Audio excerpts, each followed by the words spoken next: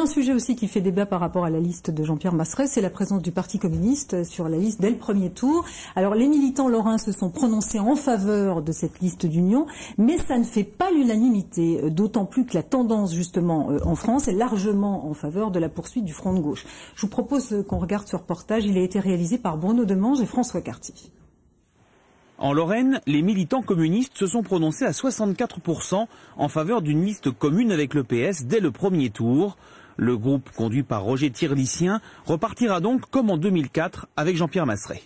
Il était préférable de construire un rassemblement de toute la gauche dès le premier tour et d'acter que nous étions dans une majorité sortante et que nous voulions tirer bénéfice de notre travail dans cet exécutif sortant avec les partenaires qui en étaient partie prenante. Les Lorrains ne vont donc pas suivre la mouvance nationale, incarnée encore le week-end dernier au Palais des Congrès de Paris. Une mouvance qui plaît néanmoins à certains, militants ou anciens du parti, notamment dans le PIO. Alain Casoni est de ceux-là. Cet ancien communiste attend une liste et un programme porteur d'espoir.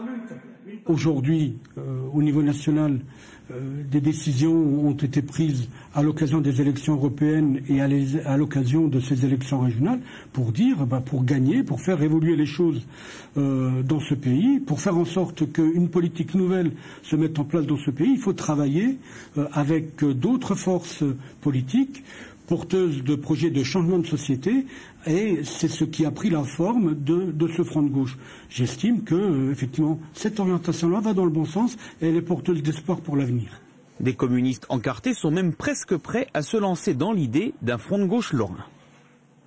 Il faut poursuivre la démarche initiée, engagée à l'occasion des élections européennes, et nous sommes effectivement, pour ce qui nous concerne, favorables à examiner toutes les possibilités, toutes les conditions de création de listes front de gauche en Lorraine, face, évidemment, c'est clair, face à la liste majoritaire sortante PCPS qui doit être reconduite. Seulement voilà, une telle démarche irait à l'encontre du vote des militants communistes lorrains.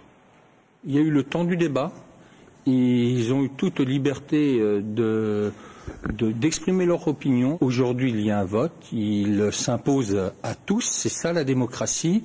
Et quand on veut prétendre à des responsabilités politiques et électives, je crois qu'il faut être attentif à un vote majoritaire, même lorsque celui-ci ne nous convient pas toujours. Plus de 40 000 communistes français se sont exprimés en France.